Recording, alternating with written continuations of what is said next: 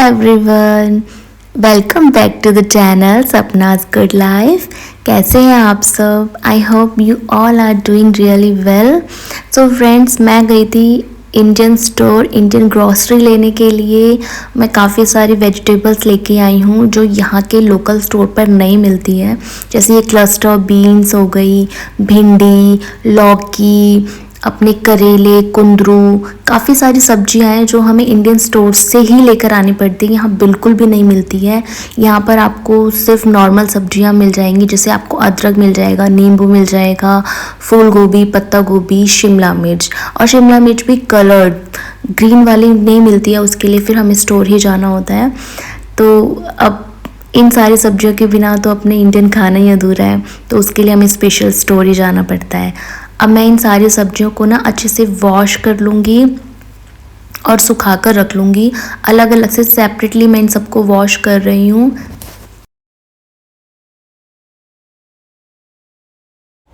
अब बस मैं इन सारी सब्जियों को ना एक बार वॉश कर लूँगी अच्छे से, 2-3 बार पानी से। वैसे तो यहाँ पे जो वेजिटेबल्स होती है ना, वो ऑलरेडी आपको क्लीन ही मिलती है, बट अपने सेटिस्फेक्शन के लिए मैं उनको 1-2 बार और क्लीन कर लूँगी। और मेरे पास अभी भिंडी भी है, शिमला मिर्च भी है। इन सारी सब्जियों को ही मैं अच्छे से वॉश कर लूँगी, बस कोरिएंडर को छोड़ दूँगी। और वॉश करने के बाद मैं इनको टॉवल से रिमूव कर दूंगी, इनका एक्सेस जो मॉइस्चर है, और फिर मैं इनको साइड में सुखाने के लिए रख दूंगी। तब तक मेरे और जो काम है, जैसे मुझे फ्रिज को भी थोड़ा सा क्लीन करना है, मैं वो काम कर लूँगी। और साइड बाय साइड ये जो है वो ड्राई भी होते रहेंगे। अच्छा, अब बात करते हैं फ्रिज की डीप क्लीनिंग या फिर क्लीनिंग की। तो अगर आप डीप क्लीनिंग कर रहे हैं तो ऐसे आप लिक्विड भी यूज़ कर सकते हैं, और या फिर आप विनेगर में वाटर को ऐड करके भी यूज़ कर सकते हैं। वो भी बहुत बेस्ट रिजल्ट्स देता है। So it's totally up to you कि आप क्या यूज़ करना चाहते हैं। बट हाँ, अगर मेरी एडवाइस लोगे तो आप अपने फ्रिज को रेगुलर बेसिस पे या फिर 1 या 2 दिन में आप अपने फ्रिज को क्लीन करते हो, तो इससे आपके फ्रिज में डस्ट भी जमा नहीं होगी और आपका टाइम भी कंज्यूम नहीं होगा उसको बार बार ऐसे क्लीन करने के लिए।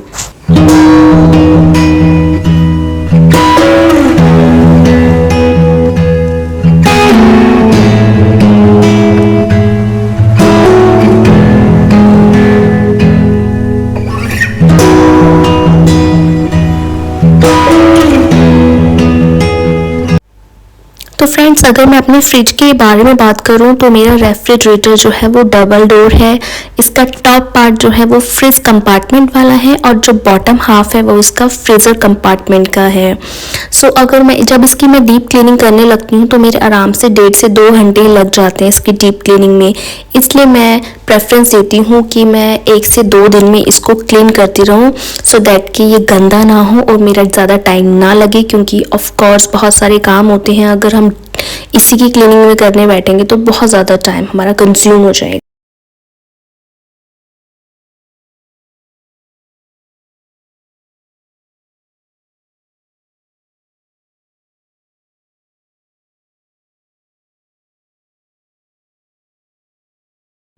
तो अब बात करते हैं वेजिटेबल्स की शेल्फ लाइफ को बढ़ाने की और टाइम सेविंग टिप्स को फॉलो करने की।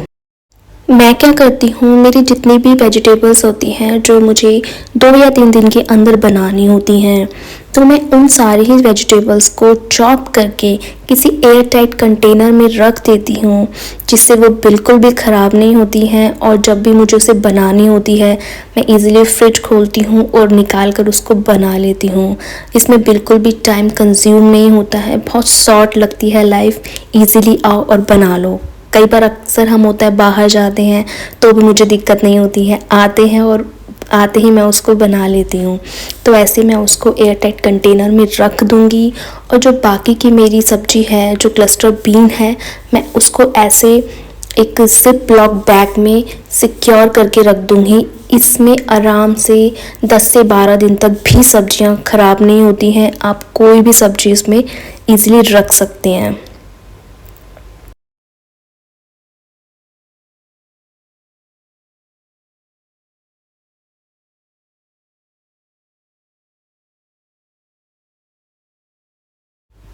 इसको स्टोर करते टाइम बस ये ध्यान रखना होता है कि जो भी एयर फॉर्म हुई है पैकेट में उसको अच्छे से रिमूव कर दो और फिर हम इसको स्टोर करके इजीली रख सकते हैं। अब बात करते हैं गोभी को कैसे स्टोर करें। तो मैं इसके सारे जो भी फ्लोरेट्स हैं उनको अलग अलग निकाल के रख दूँगी और मैं ऐसा हमेशा करके रखती हूँ। मेरी गोभी 10 से 12 दिन में बिल्कुल भी एक भी फ्लोरेट उसके ख़राब नहीं होते हैं। ऐसे उसको कट करके रख देती हूँ और जब भी मुझे पराठे बनाने हो, वेजिटेबल्स बनानी हो, तो मैं इजीली जितने भी मुझे फ्लोरेट्स चाहिए होते हैं मैं निकाल कर उनको यूज़ कर लेती हूँ और एक भी इस तरीके से ख़राब नहीं होता है। एक बार आप ट्राई करके देखना मेरी इस ट्रिक को, डेफ़िनेटली आपकी गोभी कभी ख़राब नहीं होगी। क्योंकि अक्सर हम लोगों की यही प्रॉब्लम होती है कि हमारी फ्रिज में गोभी 2 से 3 दिन में ही काली पड़ने लग जाती हैं।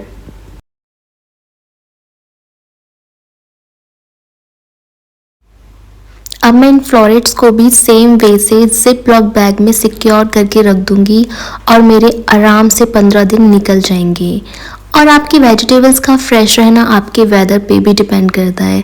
जैसे कि मैं फ़िनलैंड में हूँ तो फ़िनलैंड में समर भी उतने वार्म नहीं होते हैं जितना हमारे इंडिया में होते हैं, तो मेरे आराम से 15 डेज़ इसमें निकल जाएंगे अगर मैं नहीं बनाती हूँ तो। अदरवाइज़ तो मैं 15 दिन से पहले ही इनको यूज़ कर लेती हूँ।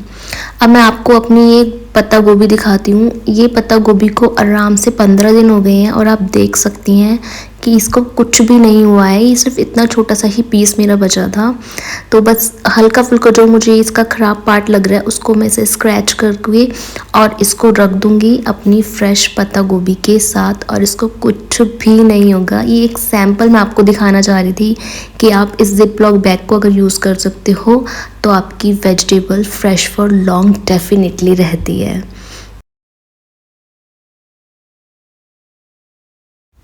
ये मेरे पास कुछ कुंदरू हैं, इनको मैं ऐसे एयर टाइट कंटेनर के अंदर रख दूँगी। और ये बहुत स्पेशल है कि कुंदरू भी आपको बाहर मिल रहे हैं, वरना यूजुअली मिलते नहीं हैं ये सब स्पेसिफिक वेजिटेबल्स। और ये मुझे बहुत अच्छी लगती है, इनको फ्राई करके बनाओ अनियन के साथ, बहुत अच्छे लगते हैं। तो बस मैं इनको ऐसे एयर टाइट कंटेनर में रख दूँगी और जिस दिन मुझे होगा कि मुझे सूखी सब्ज़ी बनानी है तो मैं इसको बनाऊँगी, खाने में बहुत टेस्टी लगती है। ये कुछ मेरे पास बैंगन है, भरमा बैंगन, तो इनको मैं जिप लॉक बैग में रख दूँगी। और मैं बहुत ज़्यादा नहीं लाई थी क्योंकि भरकर फिर बहुत ज़्यादा नहीं बनाए जाते हैं, तो जितनी क्वांटिटी मुझे चाहिए होती है मैं उतनी ले आती हूँ। और ये ऐसे ही मुझे करेले मिल गए थे तो कुछ मैं ले आई थी, तो कुछ ऐसे डिफरेंट वेजिटेबल्स मैं लाई हूँ। और ये मेरे बेल पेपर हैं डिफरेंट कलर के, तो इनको मैं करेलों के साथ ही रख रही हूँ। क्योंकि बहुत बड़े मैं पैकेट ये मार्केट से ले आई थी, तो फिर उसको यूटिलाइज़ करने के लिए मैंने दोनों को साथ में रख दिया और ये बिल्कुल भी ख़राब नहीं होंगे। तो अब बात करते हैं भिंडी को कैसे हम फ्रेश रख सकते हैं। तो भिंडी के लिए आपको ना ऐसे कंटेनर में ना अगर आप टिश्यू पेपर लगा देते हो तो बहुत ईजी रहता है, क्योंकि ये बिल्कुल भी ख़राब नहीं होते हैं, मॉइस्चर इनमें जनरेट नहीं होता है और ये सारा एब्सॉर्ब कर लेते हैं जो थोड़ा बहुत मॉइस्चर भी अगर उसमें होता है तो इस तरीके से भिंडी आपकी हफ्ता आराम से चल जाती है। और धनिया की बात करें तो धनिया को भी मैं अच्छे इनके जो लीव्स हैं उनको अलग कर लूँगी, सेपरेट कर लूँगी और इसको भी मैं टिश्यू पेपर में रैप करके किसी एयर टाइट कंटेनर में रख दूँगी और ये भी मेरे आराम से हफ्ता निकल जाएंगे।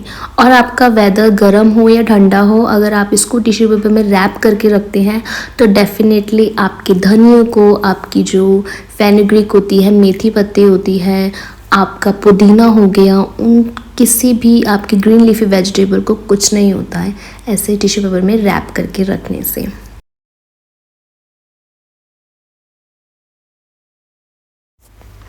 ये देखो, आपको एक और एग्जांपल देखना है ना फ्रेशनेस का, तो ये मेरी जो चिलीज़ हैं इनको आराम से 9 दिन हो चुके हैं और इनको अभी तक कुछ नहीं हुआ इस तरीके से एयर टाइट कंटेनर में रखने से। और मेरी जितनी भी लिक्विड चीज़ें होती है जैसे मिल्क हो गया, जूस होता है, अपने विनेगर, केचप्स होते हैं, मायोस होती है, पास्ता सॉस हो गई, इन सब लिक्विड वाली चीज़ों की शेल्फ़ लाइफ को बढ़ाने के लिए मैं इनको फ्रिज में रखती हूँ। बाहर क्या होता है ना, कई बार ख़राब होने का भी डर रहता है। तो ये बटर लेमन सब मैं फ्रिज में रखती हूँ। और आपको एक ग्लास कंटेनर में गार्लिक्स दिख रहे होंगे, इनको भी मैं पील करके ऐसे कंटेनर में रख देती हूँ और ईजिली पिक करके यूज़ कर लेती हूँ। ये ख़राब भी नहीं होते हैं और कंटेनर से इनमें स्मेल भी नहीं होती है।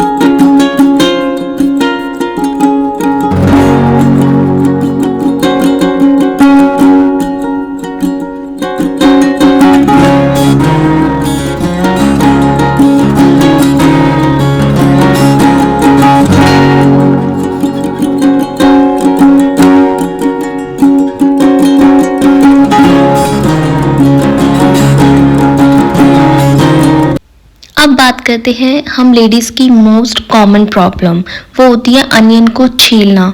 क्योंकि इनको छीलते वक्त आते हैं आंखों से आंसू और ऐसे में हम सोचते हैं कि कोई हमारी हेल्प कर दे इनको छीलने में, बट मोस्ट ऑफ लोग इसको छीलने से दूर ही भागते हैं। तो मैं क्या ट्रिक यूज़ करती हूँ, एक ट्रिक है और टिप्स भी है आपके लिए। कि ट्रिक ये है कि प्याज को अगर आप ठंडा रखोगे तो आपकी आंखों से बिल्कुल भी आंसू नहीं आएंगे। आप 1 या 10 भी प्याज कट कर लेंगे अगर वो ठंडी होगी तो मैं क्या करती हूँ, जितनी भी प्याज को मैं लेकर आती हूँ उन सबको छील कर एक ही बारी में, क्योंकि जितने आंसू आने एक बारी में ले लो, तो मैं उनको छील कर कंटेनर में स्टोर करके फ्रिज में रख देती हूँ। और जब भी मुझे उन्हें यूज़ करना होता है, बहुत कंपैटिबल होता है कि निकालो और यूज़ कर लो, आपकी आंखों में बिल्कुल भी आंसू नहीं आते हैं। आप भी मेरी इस ट्रिक को यूज़ करना, इससे आपका टाइम सेविंग भी होगा और आपकी आंखों में बार बार आंसू भी नहीं आएगा। इस तरीके से मैं अपनी अनियंस को रखती हूँ स्टोर करके, जितना इस कंटेनर में आ पा रहे हैं। और ये कुछ मैंने पोटैटोज़ को बॉईल करके रखा था, उसको भी मैं ऐसे कंटेनर में स्टोर करके रख दूँगी और 1-2 दिन में मैं इनको यूज़ कर लूँगी।